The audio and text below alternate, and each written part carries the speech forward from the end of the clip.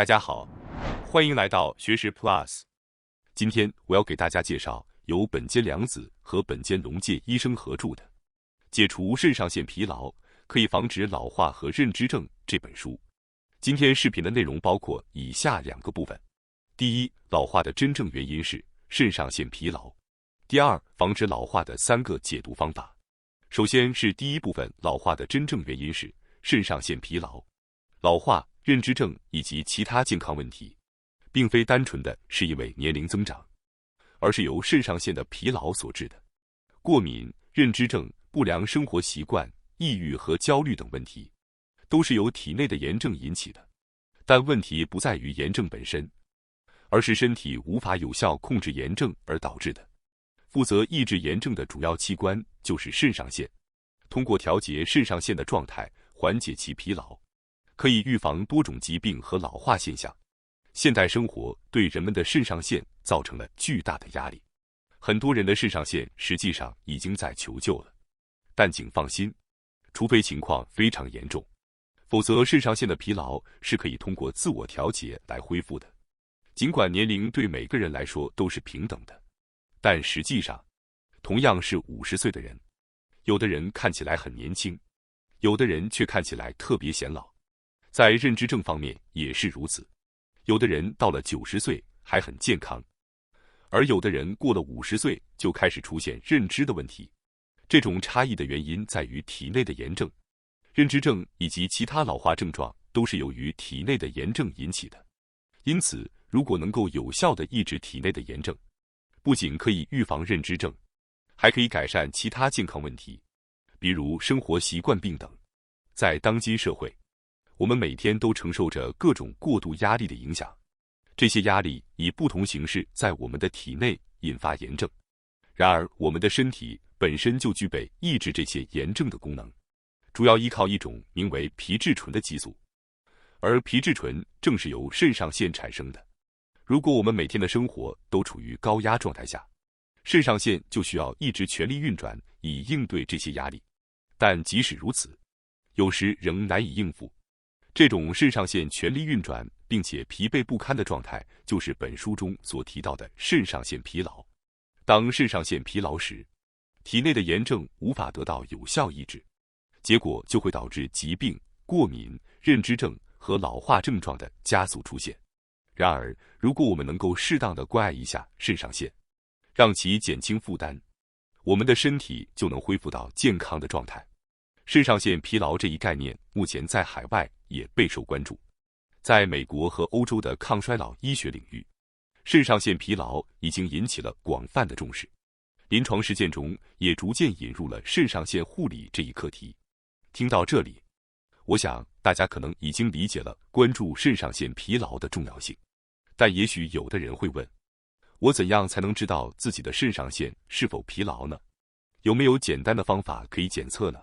对此，我们可以通过下面的检查清单来自我评估一下我们的肾上腺状态：1、记忆力减退，经常想不起人名或物品的名字；2、无法深度睡眠，即使睡醒也感觉很疲倦；3、容易因小事感到烦躁或愤怒；4、不愿与人见面，觉得出门也很麻烦；5、感冒或伤口的恢复速度变慢；6、头脑昏沉，难以理解报纸或书籍的内容；7、更年期症状严重；8、性欲减退；9、胃炎、腹泻、便秘或腹胀等问题困扰；10、饮食量没有改变，但变得容易发胖；11、血压或血糖变高；12、白发、脱发增加，皮肤皱纹和斑点增多。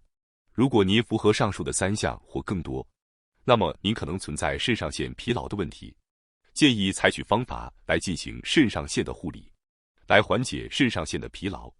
接下来，我们将更深入地探讨老化、认知症与肾上腺之间的深层关系。在现代生活中，我们每天都面临着各种过度的压力，而这些压力在我们体内引发了不同形式的炎症。炎症可以分为急性和慢性2种。急性炎症类似于受伤时的局部红肿，而慢性炎症是指炎症的反应没有完全消退，而是以低强度状态持续存在。这种持续的炎症会逐渐损害我们的身体，导致组织功能和结构的异常，引发多种疾病，将炎症反应比作火灾。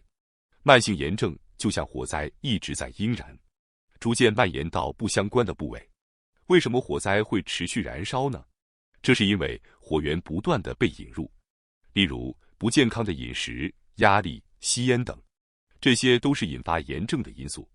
然而，我们的身体有抑制慢性炎症的系统，这就是由肾上腺分泌的皮质醇。皮质醇能够抑制持续的炎症，但如果肾上腺疲劳，皮质醇的分泌就会不足，无法有效抑制炎症，导致慢性炎症持续存在，从而加速人体的老化和认知症。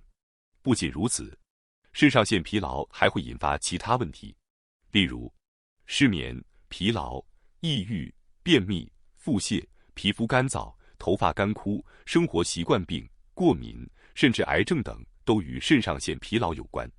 大家有可能听说过大脑雾霾这个说法，这指的是记忆力减退、思维迟钝、难以集中注意力等现象。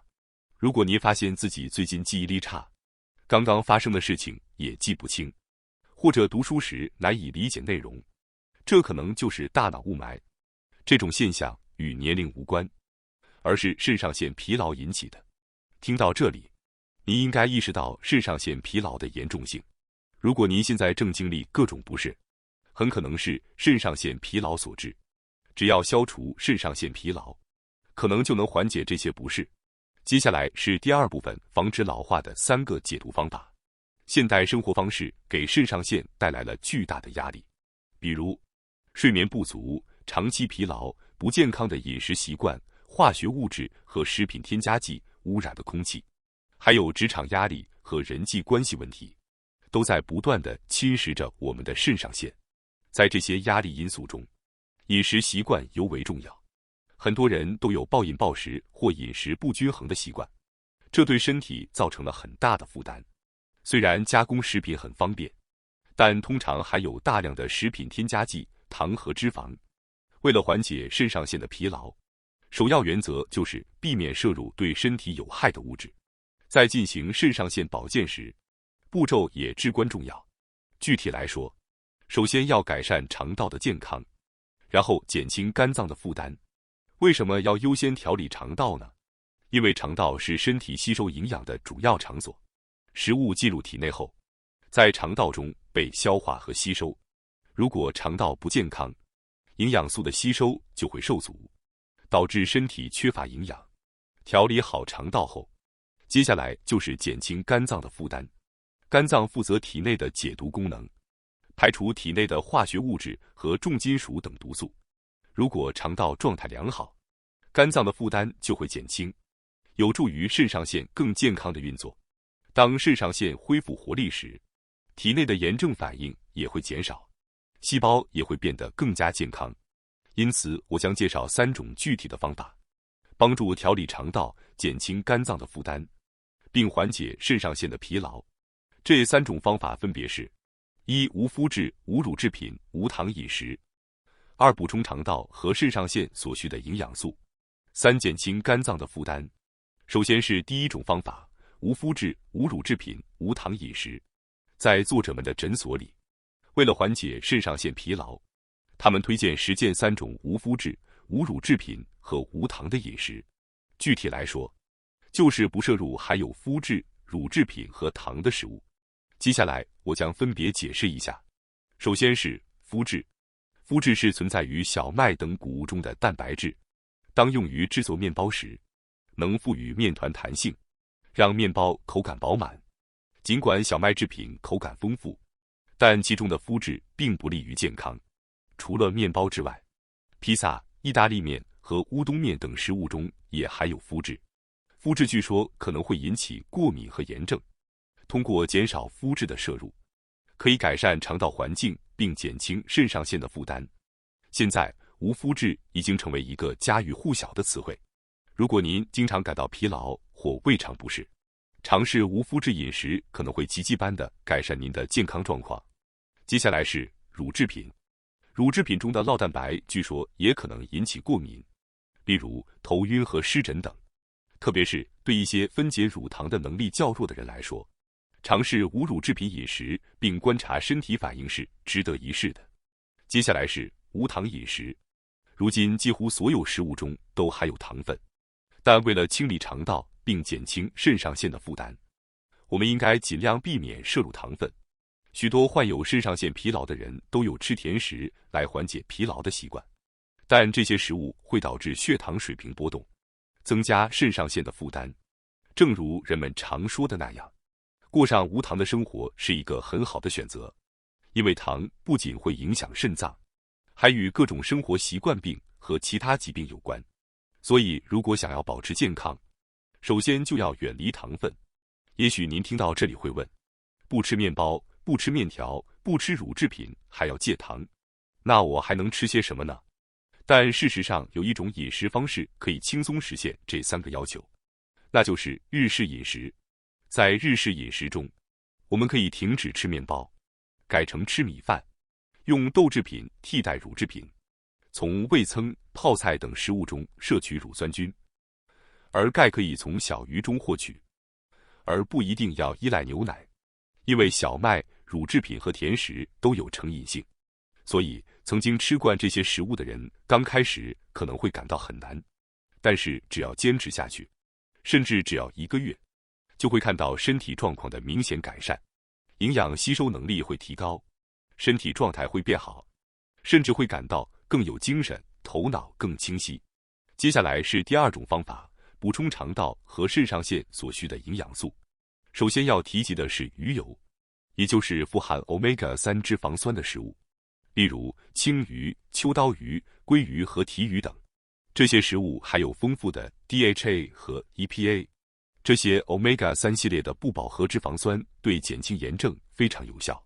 在日本，人们从古至今就有吃鱼的习惯，因此摄入足够的 Omega-3 脂肪酸相对比较容易，但需要注意选择鱼的种类和大小，建议选择小型的鱼类，并谨慎食用大型鱼类，如金枪鱼，因为现代海洋污染使得这些大型鱼类可能富含有害物质，如水银和二恶英等。这些有害物质无法被肝脏有效解毒，会在体内积聚，因此在选择鱼类时，请务必选择小型的鱼类。如果不能摄入足够的鱼类，也可以考虑补充含有 DHA 和 EPA 的 Omega-3 脂肪酸补充剂。接下来让我们说一下锌的摄入。锌在炎症修复过程中扮演着重要的角色，有助于抑制肠道内的炎症。建议多摄入含锌丰富的食物，例如鱼类、蛤蜊等贝类，以确保获得足够的锌。通过观察我们的指甲，可以判断出自己是否缺锌。如果指甲上出现白色的斑点，可能是缺锌的表现。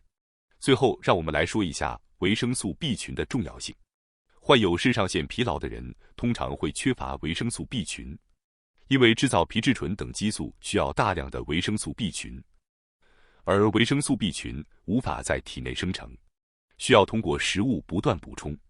特别是在现代高压力的生活中，我们更需要关注摄入足够的维生素 B 群。接下来是第3种方法，减轻肝脏的负担。为了缓解肾上腺疲劳，我们需要注意肝脏的解毒功能。肝脏有着重要的解毒功能，可以处理酒精、食品添加剂、化妆品、杀虫剂等化学物质。然而，在现代社会中，各种毒素过多，导致肝脏的解毒能力跟不上，体内毒素积累后会引发炎症。为了减轻炎症，肾上腺会释放皮质醇，这会使得肝脏负担加重，同时也会影响到肾上腺。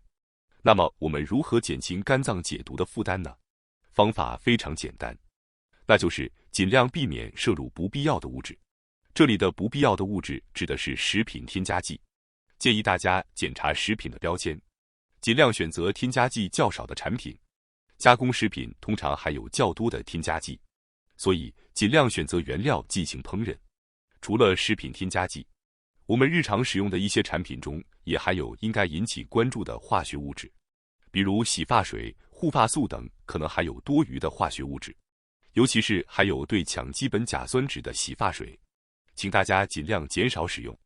有些人可能觉得这样做太麻烦了，无法100%做到，但作者说的是，应该尽量减少有害物质进入体内的可能性。因此，建议大家保持简单的生活方式，因为简单的生活方式可以减少化学物质和有害物质对身体的影响。除了减少有害物质的摄入，积极支持肝脏的解毒也非常重要。排汗有助于解毒，所以泡澡是一种非常有效的排毒方法。此外，摄取高效排毒的柠檬、西瓜、小白菜、西兰花等食物，以及促进肝脏解毒的大蒜、紫苏、葱和生姜等食物也非常重要。感谢大家收看今天的节目。